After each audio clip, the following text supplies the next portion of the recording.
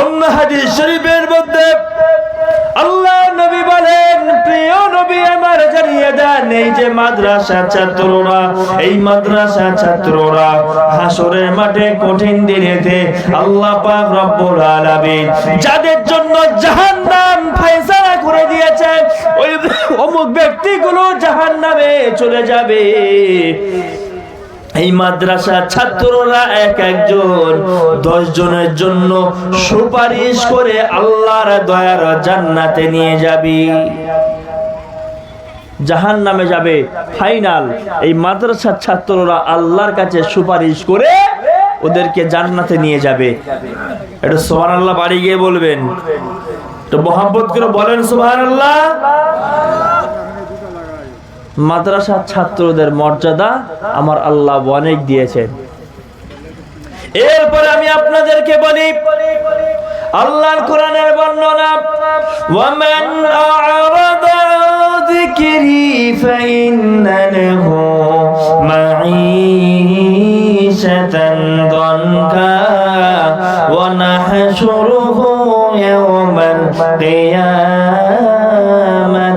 আ'মা قال ربي لم حشرتني أعمى وقد كنت بصيرا। আল্লাহ বললেন, আমি আল্লাহ কিছু মানুষকে দুনিয়ার জমিনে চোখ দান করলাম, আমি আল্লাহ কিছু মানুষের দুনিয়ার জমিনে চোখ দিলাম, কিন্তু হাসরের মাঠে আমি আল্লাহ ওদের চোখ দেব না, আমি আল্লাহ ওদের চোখ না দিয়ে তুলব। ওই সমস্ত ব্যক্তিরা কারা? আমার আল্লাহ বললেন, ওয়ামান আরাদা আন যিকরি, যারা আমার স্মরণ থেকে মুখ ফিরিয়ে নিল, যারা আমি আল্লাহ আমার কোরআন থেকে মুখ ফিরিয়ে নিল, যারা আমি আল্লাহ আমার ধর্ম থেকে মুখ ফিরিয়ে নিল, যারা আমি আল্লাহ আমার কোরআনের প্রতিষ্ঠান থেকে মুখ ফিরিয়ে নিল, আমি আল্লাহ হাসরের মাঠে ওদেরকে বন্ধ করে তুলব। আল্লাহ বললেন, ওমান আ'রাদা, আ'রাদা ইউরিদু মানে হলো মুখ ফিরিয়ে নেওয়া, মুখ ঘুরিয়ে নেওয়া। আল্লাহ বললেন, ওমান আ'রাদা আন যিকরি, যে ব্যক্তি আমার স্মরণ থেকে মুখ ফিরিয়ে নিল, ফাইন্না লাহু মাঈশাতান দানকা ওয়া নাহশুরুহু ইয়াওমাল কিয়ামাতি আ'মা, আমি আল্লাহ তাকে হাসরের মাঠে অন্ধ করে তুলব। হাসরের মাঠে অন্ধ করে তুলব।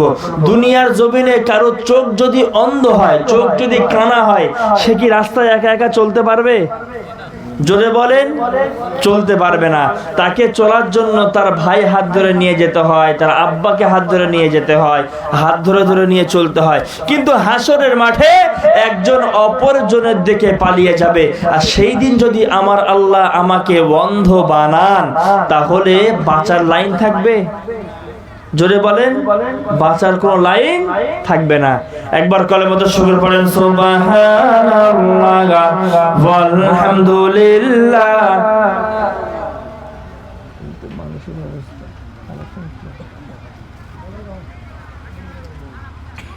একটু পরের সব মুখ করবেন, সুবহানাল্লাহ ওয়ালহামদুলিল্লাহ ওয়ালা ইলাহা ইল্লাল্লাহ সুবহানাল্লাহ।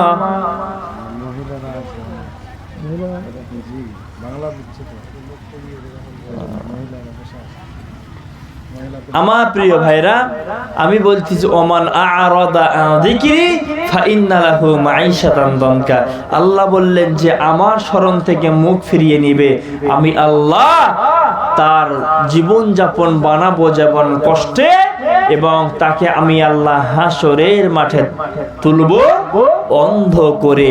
এই যে ওমান আ'রাদা আন যিকরি মানে আমি মুখ ফিরিয়ে নিলাম, আমার টাকা রয়েছে, আমার পয়সা রয়েছে, হক এটা, আমি মাদ্রাসা ছাত্রদের জন্য আমি টাকা দেব, মাদ্রাসা ছাত্রদের জন্য আমি টাকা দেব, আল্লাহর কোরআনের ভালোবাসায় আমি টাকা দেব।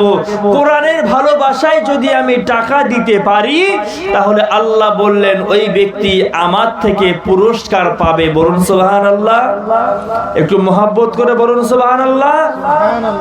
দুনিয়াতে থেকে যাওয়ার পর আখিরাতে যেমন পুরস্কার পাবে, হাসরের মাঠে ওই কোরআন এসে আল্লাহকে বলবে, আল্লাহ দুনিয়ার জমিনে তোমার এই বান্দা কোরআন প্রতিষ্ঠা করার জন্য, কোরআন শেখার জন্য টাকা দান করেছিল, এই বান্দিটা দুনিয়ার জমিনে কোরআন শিক্ষার জন্য টাকা দান করেছিল, আল্লাহ আমি কোরআন একে নিয়ে জান্নাতে যেতে চাই। মহব্বত করে বলুন সুবহানাল্লাহ। দুনিয়ার জমিনে যেমন আখিরাতে যেমন আপনি উপকার পাবেন, দুনিয়ার জমিনেও আপনি যদি টাকা আপনি কোরআন ও হাদিস শিক্ষা করার জন্য দেন, আল্লাহ পুরস্কার দেবে। দেবে না? দুনিয়ার জমিনে দেবে না? আম্মাজান খাদিজা নাম শুনেছেন না আপনারা? রাসূলুল্লাহর প্রিয়তমা স্ত্রী আম্মাজান খাদিজা, বর্তমানে আপনার অনেক হাজার হাজার কোটি টাকার মালিক তিনি ছিলেন।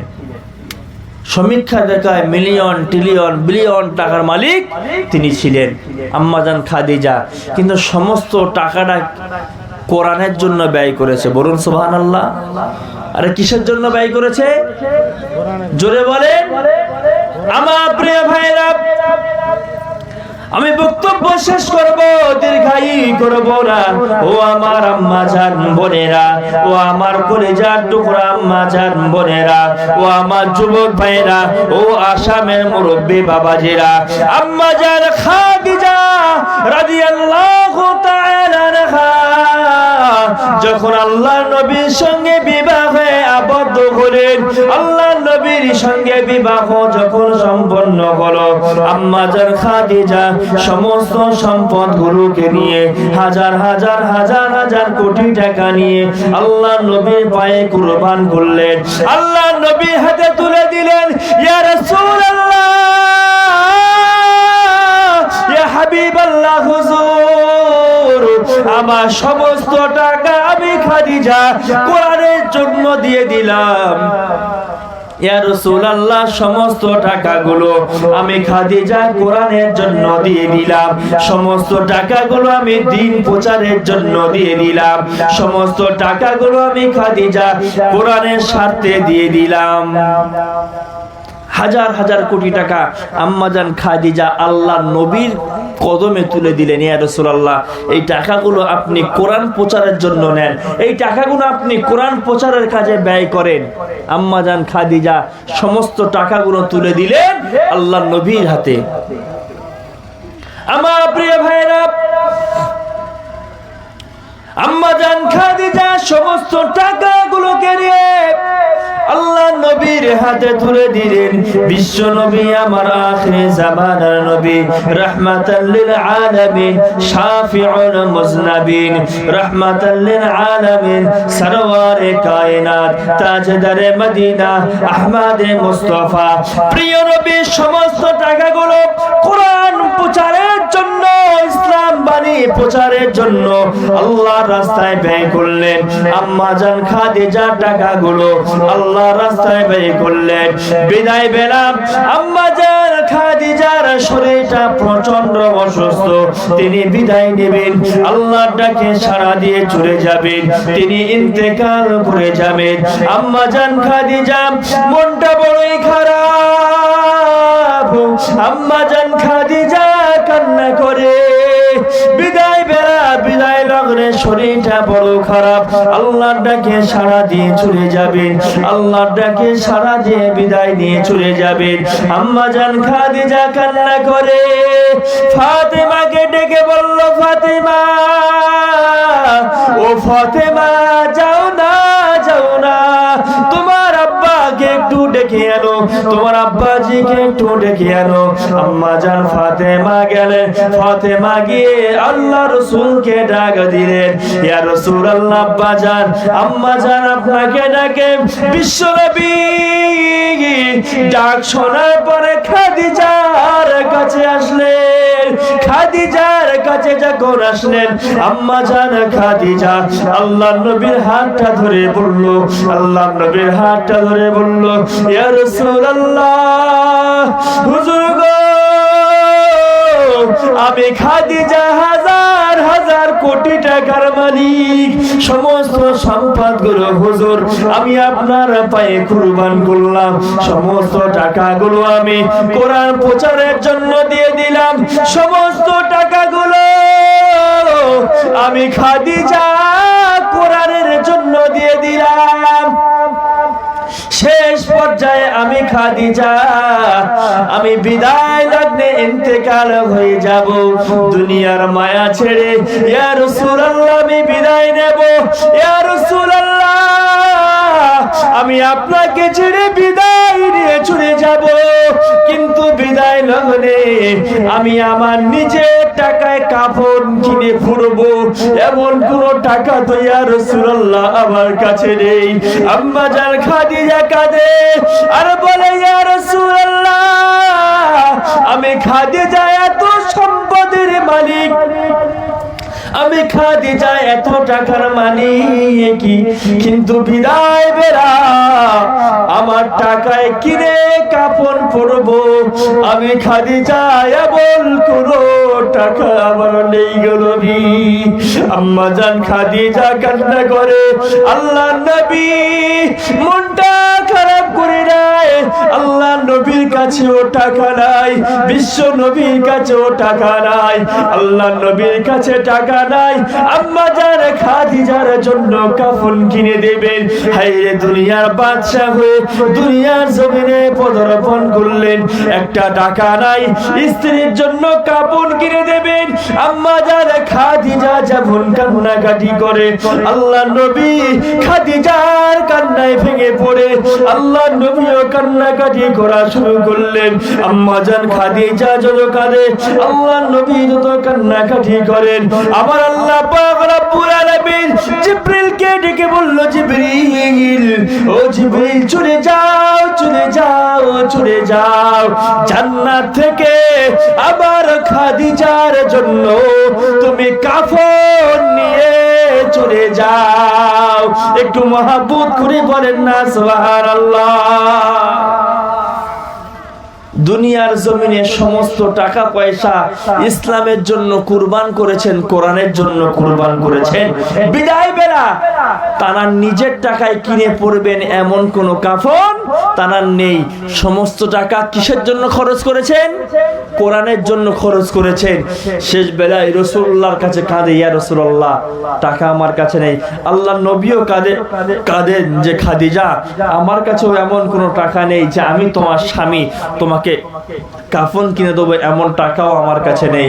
আল্লাহ পাক রব্বুল আলামিন খাদিজার চোখের পানি না দেখতে পেরে জান্নাত থেকে খাদিজার জন্য কাফনের ব্যবস্থা করেছেন। মহব্বত করে বলুন সুবহানাল্লাহ।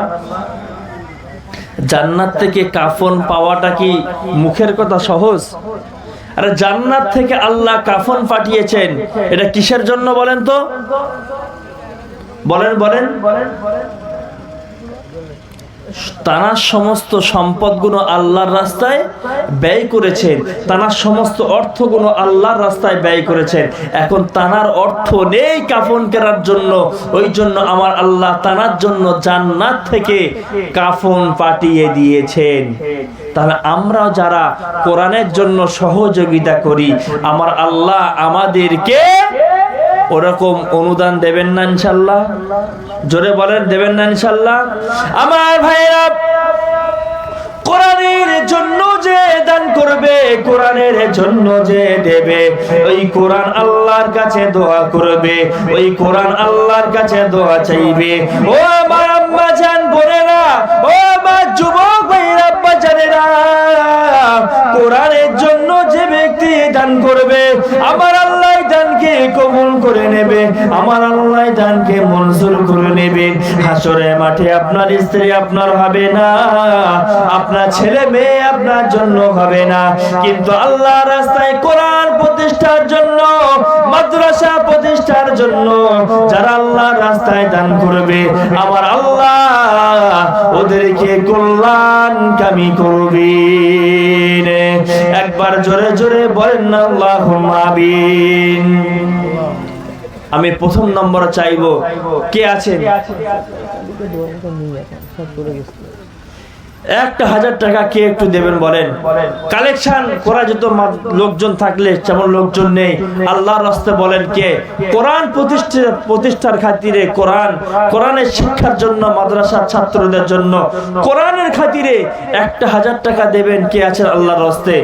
1,000 টাকা দেবেন। নগদ যদি না থাকে লিখিয়ে দেবেন যে আমি পরে দেব, লিখিয়ে দেবেন যে মাদ্রাসার কাজ চালু আছে, কাজ হচ্ছে, আপনি পরে দেবেন। কারো কাজ যদি ক্যাশ থাকে যে আমি ক্যাশে 1,000 টাকা দিয়ে দিলাম, 1,000 টাকা, আপনি বেশি টাকা আপনাদের কাছে চাইনি, এই টাকা যদি আপনি দেন, আল্লাহ আপনার বালা মুসিবত দূর করবেন, আল্লাহ আপনার সার্বিকভাবে কল্যাণকামী করবেন।